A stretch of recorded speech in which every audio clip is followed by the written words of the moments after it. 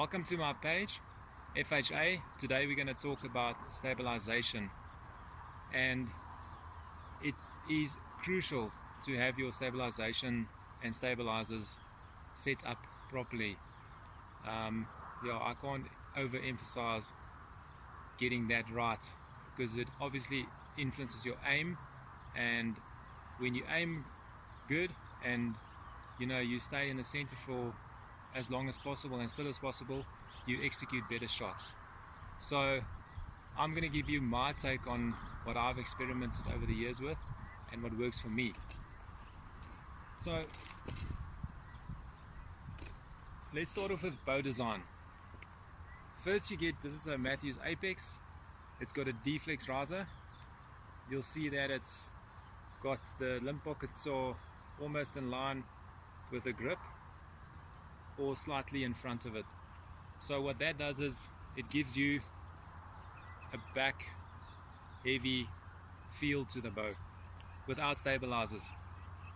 So in this sense, you're going to need to add more weight to the front of your stabilizer if your bow is designed like, and it looks like this.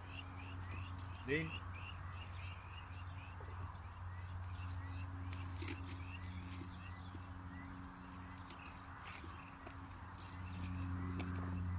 this is my Matthews TRX. It's got a similar design, but you'll see in riser design, it's got a straight riser. So without stabilizers, this is fairly neutral feel to it. And this is a hunting bow. You'll see it's got a reflex riser, and the pockets are way, if you draw a straight line, way in front of the grip.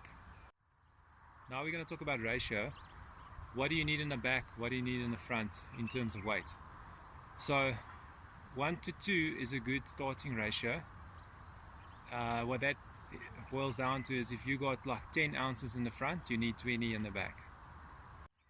I don't want to drop names, but I listened to a podcast the other day, and Danny McCarthy explained quite a nice way of, I think it was Danny McCarthy, of explaining how to balance your stabilizers. So because the one is short, because everything's different. You get a 32-inch front rod, then you get a 28, then some people use it with a 15-inch back bar, and you get a 10-inch back bar, 12, whatever. So everything is different. So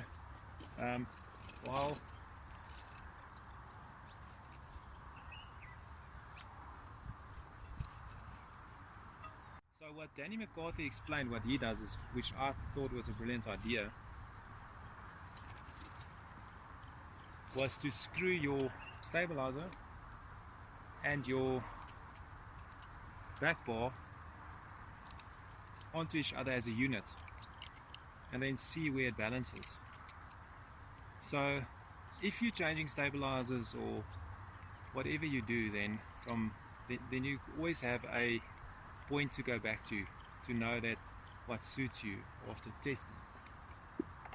So I just want to show you, I'm going to screw these together.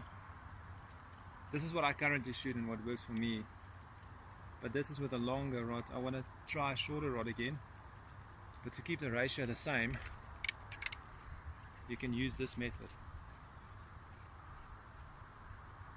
So this is where mine balances.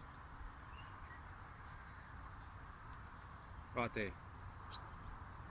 So you can make your mark. You can always go back to this. If you change stabilizer weights, or you want to go up weight but don't change your ratio, you can make a mark here, and then you can double check it and to see that it stays the same. So if I go to a short, this was on this Quattro stabilizer, it was on this, I'll keep it so you guys can see, it was like almost on the T there. So I'm going to change it to a shorter stabilizer, the same amount of weight, and then let's see what happens.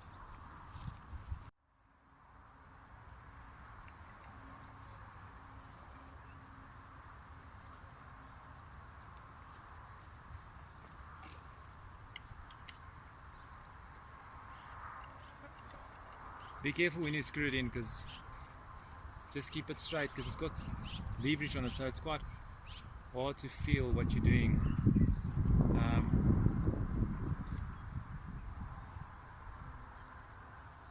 So this one, see, with it, this is like a 30 inch rod. This balances almost on that with the stabilizer and the V or the back bar joins. It's just in front on that mount.